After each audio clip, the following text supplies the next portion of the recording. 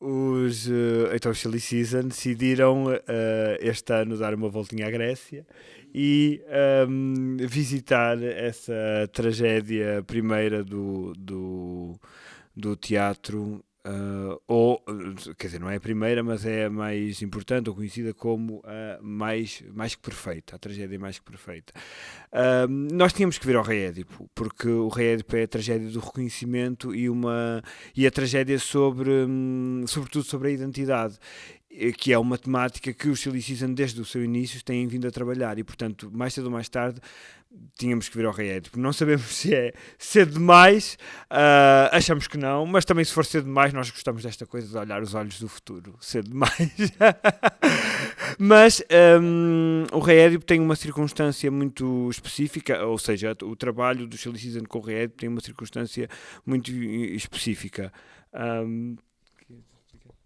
Sim, acho que é importante também mencionar que isto foi um desafio lançado pelo Teatro Nacional São João, em 2020, pelo diretor Nuno Cardoso, a quando da estreia do nosso Fall Epoque.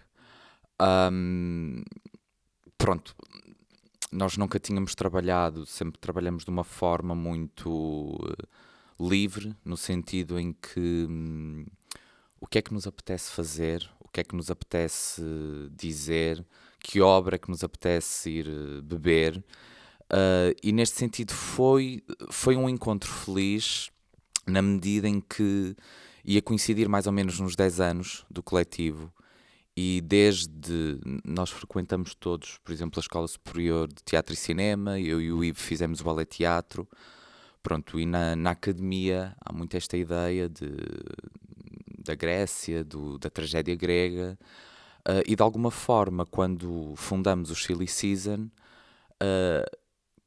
muito rebeldes, não é? Os inícios, exato, quisemos afastar ou quase fugir desse legado, não é? Desse legado pesado.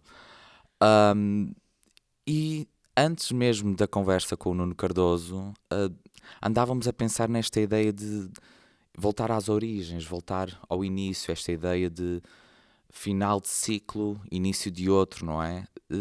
E acho que foi aqui um encontro muito, muito rico, porque esta ideia de trabalhar a partir de uma encomenda, entre aspas, digamos assim, nunca nos tinha acontecido e é uma coisa que tem que nos fazer sentido.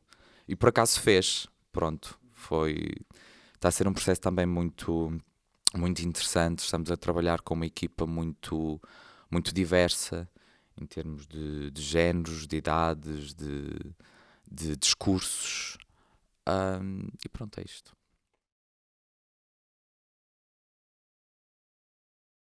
O texto de Sófocles é um texto um bocadinho particular, porque a tragédia do Rei Édipo traz como eu disse, traz a temática do reconhecimento e a temática da identidade e leva-nos a observar um rei, o Édipo, que narrativamente ao longo da peça se apercebe de quem é e que isso cria uma peste na cidade, cria uma doença qualquer na cidade, um miasma, que é a palavra grega para peste, grego antigo. E isto tudo acontece sob a forma de uma investigação que acontece ao longo da peça. Nós até temos um amigo que diz que o Édipo é o Rei Édipo, a tragédia, é o primeiro policial da história, porque o Rei Édipo é essa personagem que vai fazendo uma investigação de quem é que é o culpado sobre aquela peste na cidade e percebe que todas as pistas vão dar a ele próprio. E então, transferindo para esta nossa versão, transferindo para esta nossa versão, nós, o que é que nós fazemos no nosso espetáculo? É como se aquelas personagens que estão ali naquele espaço cénico, que é um espaço cénico privilegiado, e já lá iremos, elas estivessem a perceberem-se de que há de facto um lugar que elas habitam e que elas de alguma forma estão responsáveis por ele, que está doente a propósito de um vírus qualquer, e depois apercebem-se que o vírus são eles próprios, como se o vírus fosse o humano, fosse tipo a espécie humana. Queremos nos afastar, obviamente, do Covid, porque assim podemos dar outras camadas e outras leituras. Ao mesmo tempo, este rei, que traz uma, sei lá, uma dinâmica monárquica grega da altura, nós transferimos para estes lugares de poderes e estes lugares políticos do que é tu liderares e seres responsável por um espaço público qualquer. Hoje. E imediatamente fomos dar à política, à democracia, e interessou-nos também trabalhar esta relação entre a política e o mediatismo, e de que forma é que estas estes lugares de poder hoje podem ter uma influência muito forte no lugar público e jogar também com essa influência. No sentido em que quando tu tens um lugar de visibilidade muito forte e influencias sempre de uma forma muito direta e muito expansiva e muito ampla aos outros. E mesmo que, e falamos disto, até a KT que diz muito isto, que tem este discurso acerca das fake news, mesmo quando tu lanças uma fake news, mesmo que passado um tempo tu descubras que aquela fake news é de facto mentira, já teve consequências muito fortes ao nível social. Já criou efeitos.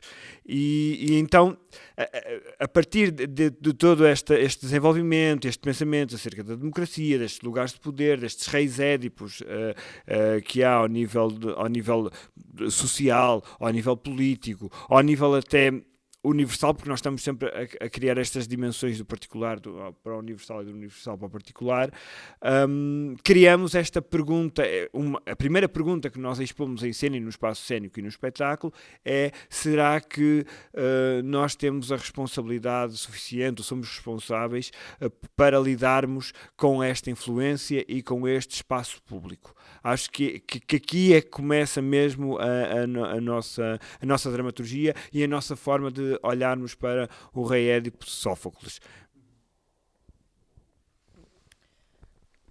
Eu vou só acrescentar que estes textos clássicos, fundadores do pensamento ocidental, estes textos gregos, não são só estudados nas universidades de teatro, eles são também estudados em muitas outras áreas das humanidades, não é? Faculdades de Direito, literaturas, etc. Eles fundam aqui o nosso pensamento e a forma de olhar o mundo. E nós, ao pegarmos, nós temos essa consciência, não é? Que ao pegarmos nestes textos, há um trabalho profundo e sólido que deve ser feito.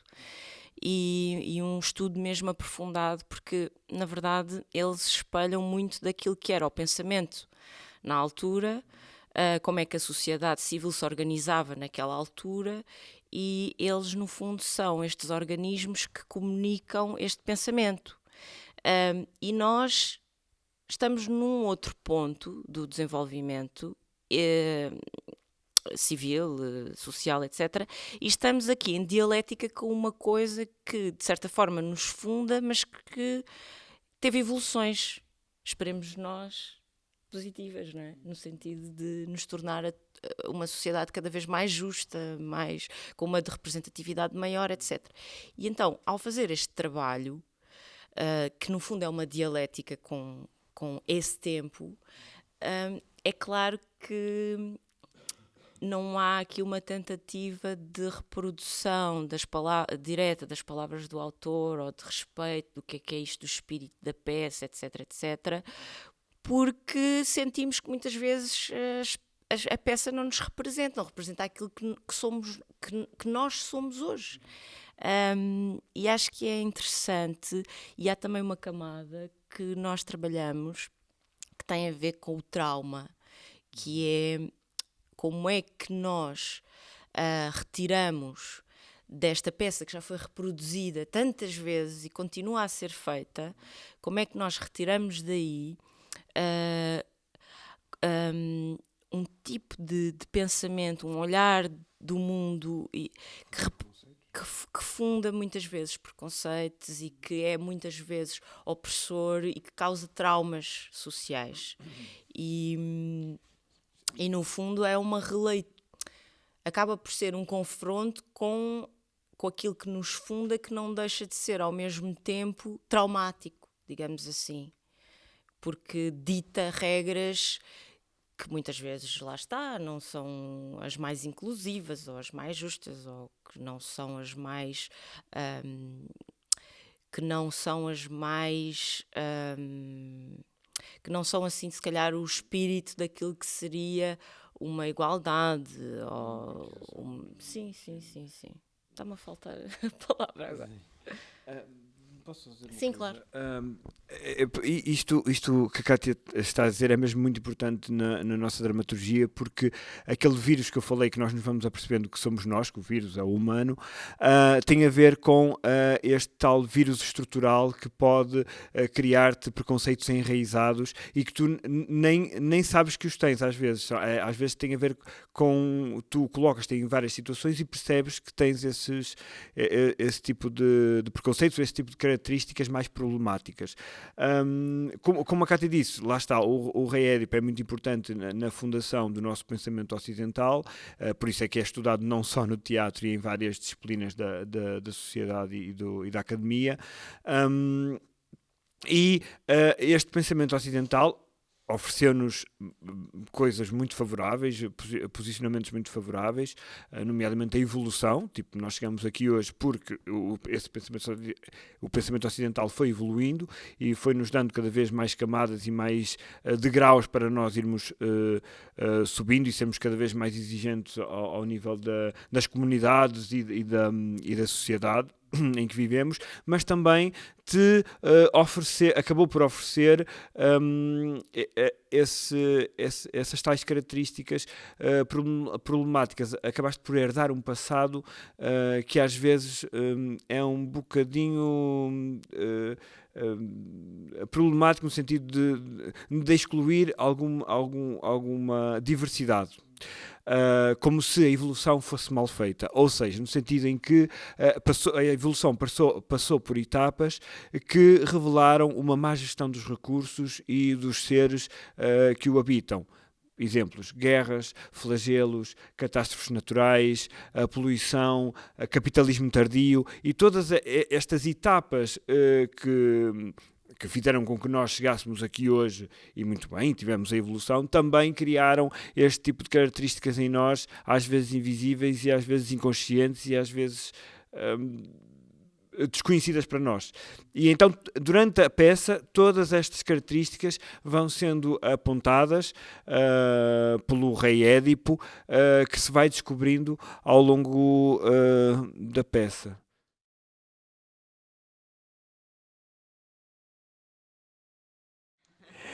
Então, a previsão do oráculo, concretização.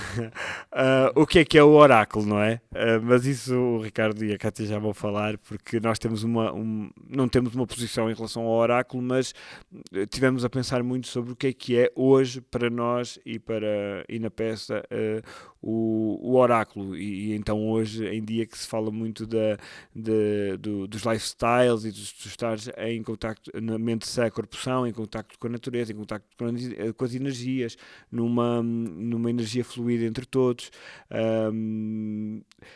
Mas mais que isso, eu queria acrescentar que o oráculo pode vir sempre daquilo que te é proposto ao nível do teu berço e ao nível das coisas que tu aprendes ao longo da tua vida e das situações que vais criando, com que te vais encontrando. E a peça do Rei Édipo é muito conhecida pelo oráculo falar sobre este complexo que depois migra para outras disciplinas da sociedade, que é o complexo de Édipo.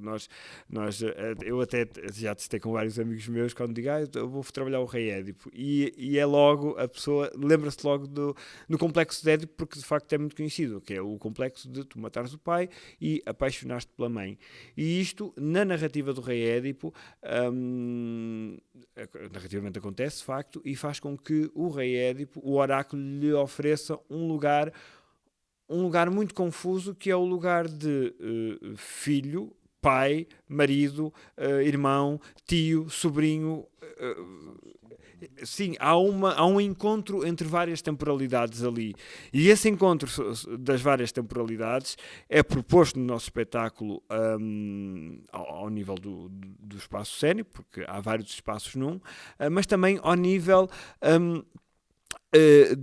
da dramaturgia, no sentido em que nós temos a oportunidade, a partir disso, do Rei Édipo ser essas várias coisas, temos a oportunidade de confundir várias temporalidades e de as encontrar ao nível por exemplo, ao nível da linguagem, ao nível do clássico, o Rei Édipo de Sófocles com o Rei Édipo do Silly Season, irmos a estas duas temporalidades muito rapidamente, e depois ao nível do elenco, que o elenco tem várias gerações dentro de si e várias gerações ao nível da história do teatro dentro de si. Querem... Mas posso dar exemplos, por exemplo, nós os três, e se calhar com o Vítor, isto ao nível só do elenco, se calhar com o Vítor somos de uma geração da 90, mas depois temos o Rafael, que é da geração Z, que é a nova geração, aquela geração que tem já uma linguagem diferente, uma linguagem muito mais inclusiva, ou que se não tem, pensa como é que poderá ser uma linguagem mais inclusiva e uns comportamentos mais benéficos para o nosso espaço social. E depois estamos a trabalhar com a Mónica Calha, que para além de ser já um elemento muito importante no nosso percurso teatral ao nível do teatro português, também representa um estilo teatral que foi muito revolucionário, muito revolucionário na forma de pensar e no estilo teatral, na história do teatro português. Pronto. E foi muito engraçado, porque no processo, e o Rei Édipo, ao propor isto, nós queremos testar isto. Ao nível mesmo do processo e ao nível da interpretação e ao nível do fazer teatral. Tipo, como é que estas três gerações se confrontam de alguma forma e podem sobreviver num espaço público que é o espaço cénico, que é um espaço de visibilidade também para um público qualquer. Sim, um espaço de poder. E correu muito mal, não foi? Correu muito bem. Realmente, tipo. Ainda está a correr. Não, mas realmente é mesmo um exercício muito humano e um exercício muito feliz nós vermos o processo de trabalho a acontecer, porque de repente há uma disponibilidade muito grande de tanto o Vítor e o Rafael. Nós já conhecíamos do Hotel Paraíso, já tínhamos trabalhado com ele e até algumas dessas questões já vinham de lá e portanto já sabíamos como é que funcionávamos e pronto, foram sempre dois atores com que funcionámos muito bem a todos os níveis. Sim, é verdade. Mas ao nível a Mónica já tem um trabalho muito sólido e muito coeso e às vezes poderia ser muito difícil tu pensares como é que vais inseri-la numa estética que não é imediatamente a dela e como é que haveria este encontro, não é? E de repente houve uma disponibilidade, pronto, da nossa parte já havia a disponibilidade, mas da Mónica houve mesmo uma disponibilidade para nos ouvir e para experimentarmos isto, o que é fazermos teatro em conjunto, sem perdermos as nossas identidades ao nível Silly Season e ao nível Mónica Calha. E eu acho que, mesmo para o espectador, vai ser uma riqueza, vai fruir de uma riqueza teatral muito, muito vasta, porque até nós sofrimos disso, certo? Nós estamos sempre a rir, estamos sempre tipo a arranjar coisinhas. Sim, o espetáculo vai circular, tem a estreia no CCB de 17 a 19 de fevereiro. Depois vamos para o Teatro Nacional São João, no Porto, espero não me enganar, 23 a 26, 23, 24, 25, 26, certo? Depois no Teatro Circo, em Braga, também em março, de 30 e 31. Depois vamos ao Teatro Diogo Bernardes, em Ponte de Lima, onde fomos muito felizes da última vez. Quando é que foi? Com o Hotel Paraíso, em novembro, exato. Vamos no dia 21 de abril e depois vamos também ao Teatro Municipal da Guarda no último trimestre de 2023. Tem assim uma circulação jeitosinha.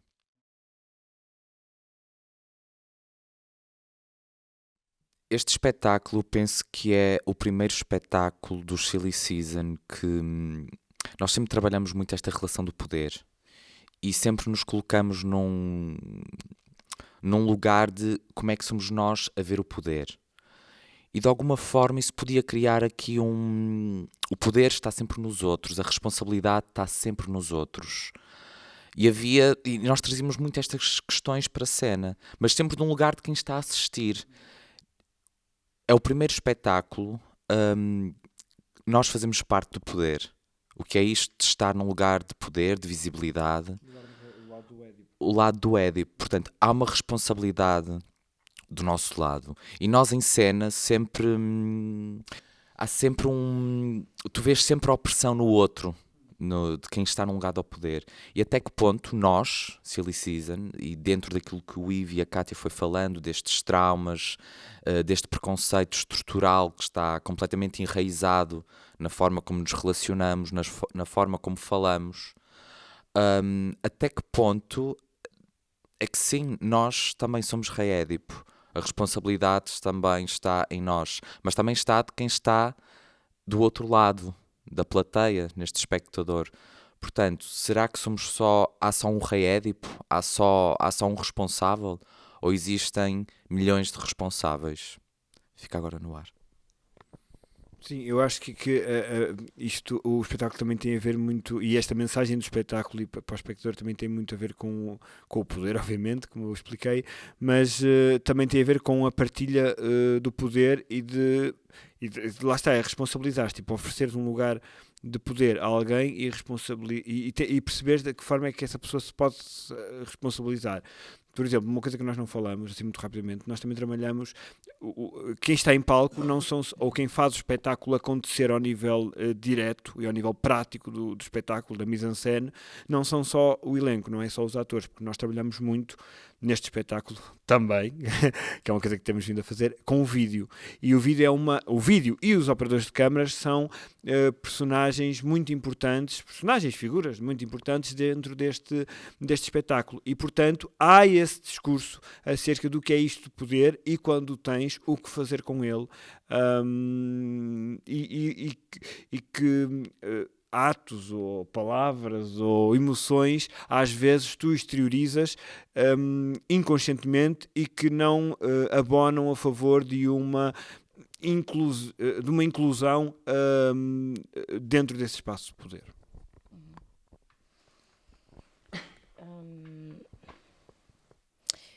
Eu queria só dizer que cada vez acho que é mais consciente para nós, os três, enquanto criadores, é uma ideia de um espetáculo enquanto um organismo vivo, uma coisa que está viva, que nunca, por mais que nós a queiramos domesticar, ela vai sempre comunicar mais para além daquilo que nós inicialmente a definimos, porque ela é feita de pessoas, não é? São estas pessoas a trabalharem para esta hora e meia, e eu acho que este organismo vivo que nós colocamos em cena, ele também é um convite a que outras pessoas se possam efetivamente juntar e fazer parte dele, e eu acho que isso está cada vez mais consciente. Está cada vez mais presente e cada vez está mais, nós temos essa consciência que efetivamente aquele espetáculo é feito daquela equipa, não é? Que são aqueles 13, 14 corações ali a bater ao mesmo tempo, a dar o lead. Agora foi poeta agora. Para aquela hora e meia. E realmente nós estamos a trabalhar meses e meses para aquela hora e meia. E isso, ao mesmo tempo